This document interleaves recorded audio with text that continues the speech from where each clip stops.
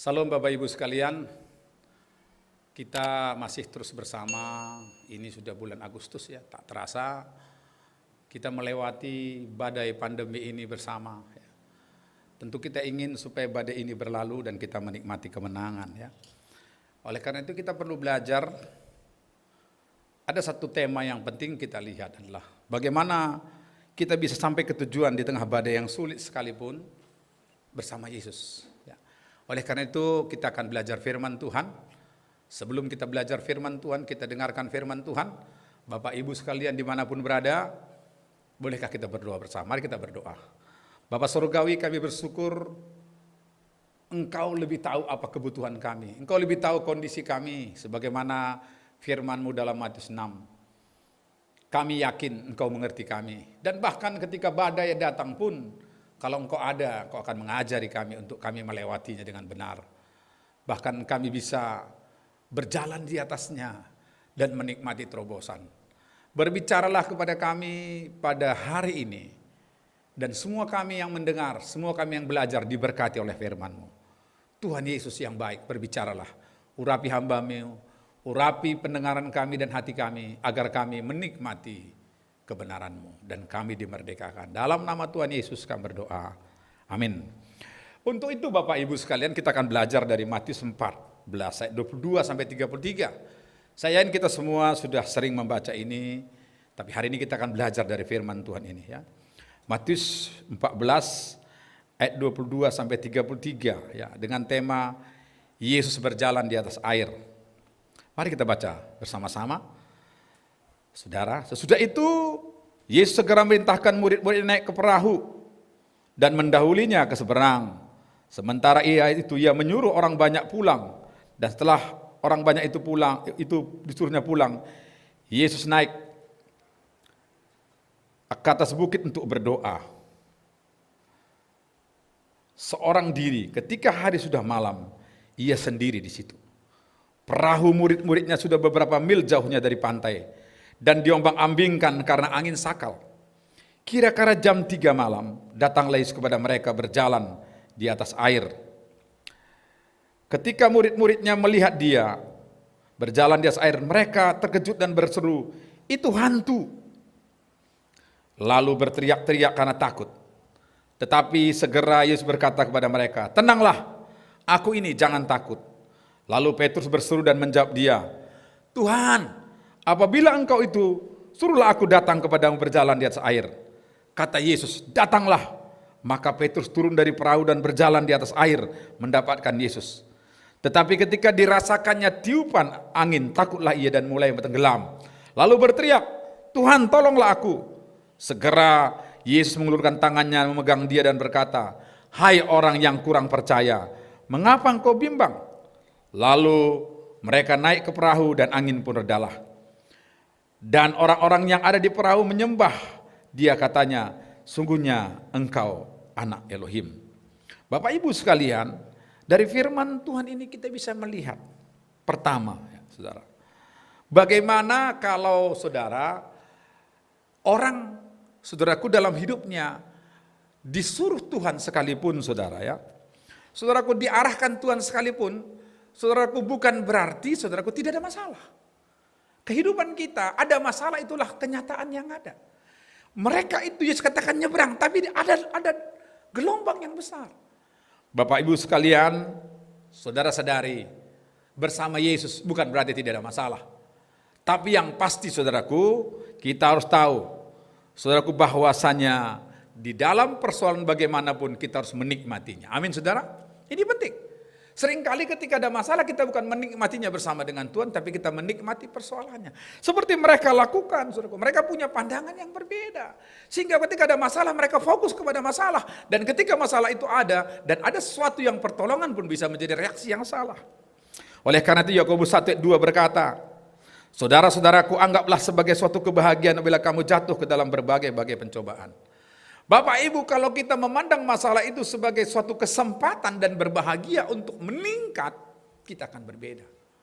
Saya teringat saudaraku menonton film tentang orang yang naik surfing, orang yang berselancar di laut yang gelombangnya besar kayak di Bali misalnya atau di daerah-daerah lain.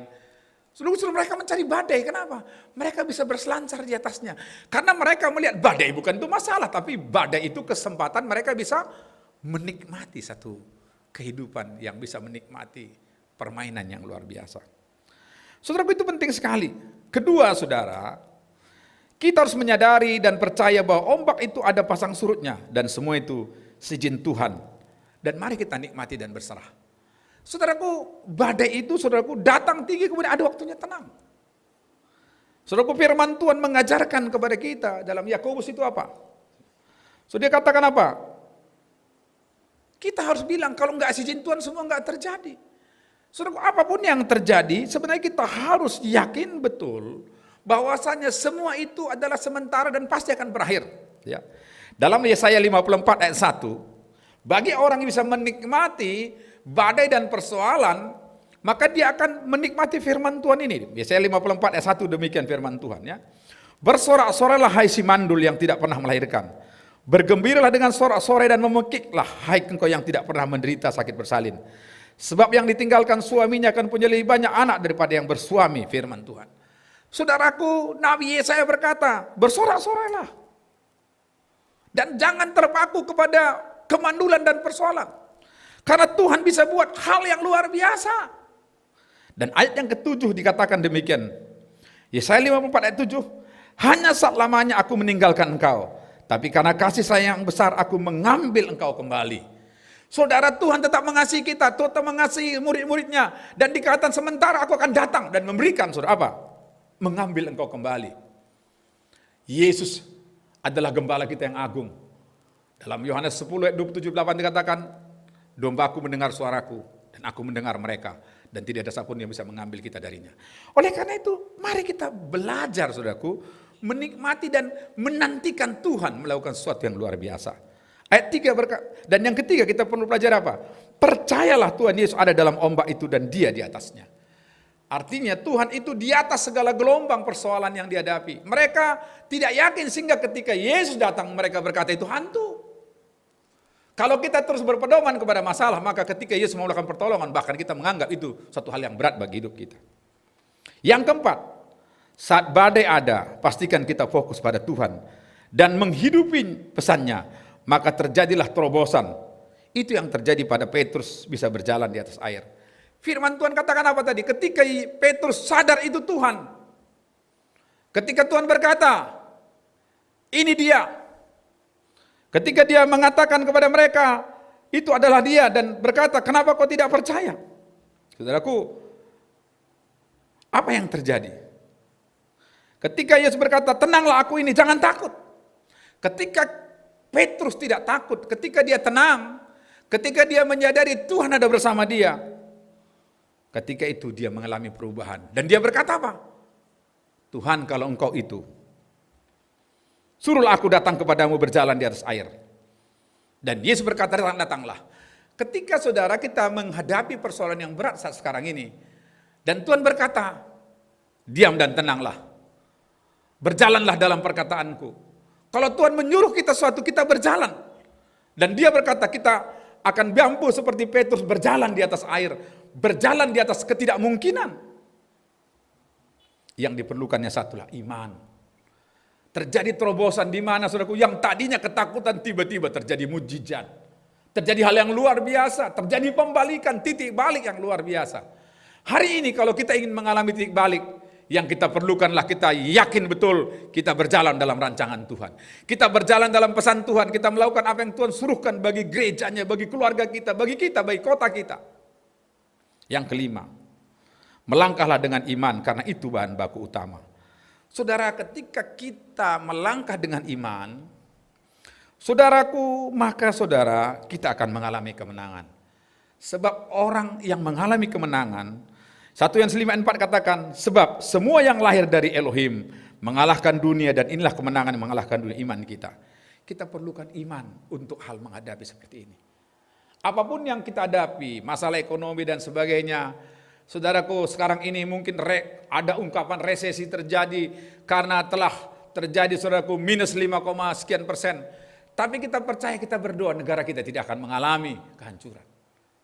Saudara, kita juga pernah mengalami defisit keuangan karena sesuatu. Tapi saya percaya ketika kita berdoa, Tuhan tolong.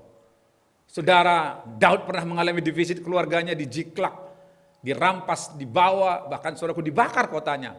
Tapi dia menguatkan hatinya kepada Tuhan, beriman.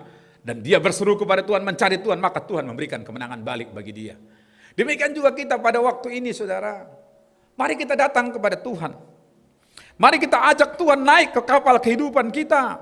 Mari kita minta supaya Tuhan, saudaraku, ada di sana dan dalam kehidupan kita. Saudaraku, dalam versi yang lain, dalam Yohanes 6, ayat 20-21, ketika Yesus datang ke sana, badai itu begitu besar, dan mereka masih berjalan di atas air bersama dengan Petrus. Tapi ketika Yesus naik ke atas kapal itu, apa yang terjadi? Yohanes 6 ayat 20-21 berkata, tetapi ia berkata kepada mereka, aku ini jangan takut. Mereka mau menaikkan dia ke dalam perahu, dan seketika juga perahu itu sampai ke pantai yang mereka tujui. Saudara, ketika Yesus naik ke atas perahu itu, bukan hanya gelombang yang berhenti. Apa yang terjadi? Mereka sampai di seberang. Saat ini yang kita perlukan adalah Yesus masuk dalam perahu kehidupan kita. Dalam perahu perjalanan negara dan bangsa kita. Dalam perjalanan keluarga kita. Dalam perjalanan, saudaraku, visi gereja kita. Visi hidupmu, karirmu. Biarkan Yesus bukan hanya membuat mujizat di luar kapal kehidupan kita, tapi ajak dia masuk ke dalam. Firman Tuhan katakan dalam Wahyu 3:20, aku berdiri muka pintu, mengetuk depan pintu. Barang siapa buka pintu, aku masuk, makan dan tinggal bersama dengan dia. Artinya dia bersekutu dengan kita. Biarkan dia masuk dalam keluarga kita, dalam kehidupan kita. Maka kita akan melihat apa yang tidak mungkin kita capai, Tuhan akan buat capai. Apapun mungkin yang selama ini kau rindukan, yang mungkin rasanya sulit karena pandemi ini, biarkan Yesus masuk dalam hidupmu. Justru dia mengubah segala keadaan. Badai berlalu, tujuan tercapai. Kesimpulannya, saudaraku, jika kita miliki iman yang benar dan fokus pada Tuhan, bukan kepada masalah, kita akan lewati semua dalam kemenangan. Amin. Saudara rindu mengalami itu? Kedua, saat kita dalam hukum dan arahannya, kita akan bisa berselancar di atas badai sekalipun. Dan kita bisa mengalami terobosan seperti yang dialami oleh Petrus.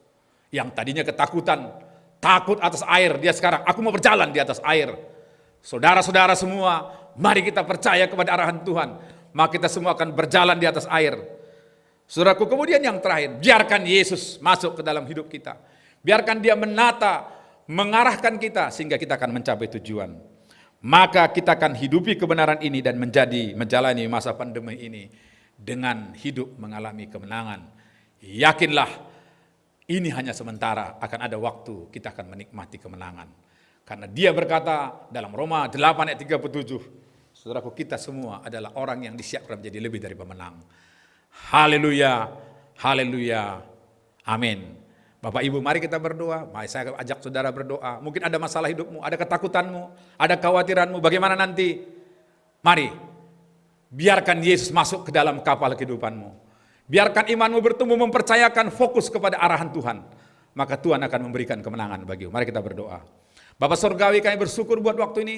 Kami percaya seperti yang dialami oleh murid ketika Yesus mengarahkan. Mereka berjalan ada badai. Tapi kami percaya Tuhan ada di tengah-tengah badai itu. Engkau ada di tengah-tengah kehidupan kami yang sekarang mungkin kami merasa ada badai, ada persoalan. Di negeri kami, di kota kami, dan di bangsa kami, dan keluarga kami. Tapi hari ini kami beriman kepadamu. Kami mau Tuhan, Engkaulah juru selamat kami. Kami mau tenang dan tidak takut, dan mau berjalan dalam arahan-Mu. Dan juga kami rindu, masuklah Engkau dalam kehidupan keluarga kami, dalam usaha kami, dalam pendidikan keluarga kami, dalam arahan anak cucu kami, dalam komunitas kami, dalam gereja-Mu. Supaya semua kami sampai pada destiny dan visi yang sudah Kau siapkan. Aku percaya Tuhan, kami semua akan menikmati itu. Bukan karena kami, tapi karena Tuhan Yesus yang menolong kami. Di dalam nama Tuhan Yesus, aku percaya yang sakit disembuhkan, yang lemah dikuatkan, yang putus asa diberi jalan keluar. Bahkan kami menjadi berkat bagi banyak orang. Dalam nama Tuhan Yesus kami berdoa dan mengucap syukur. Haleluya, haleluya. Yang percaya bersama-sama saya katakan, amin.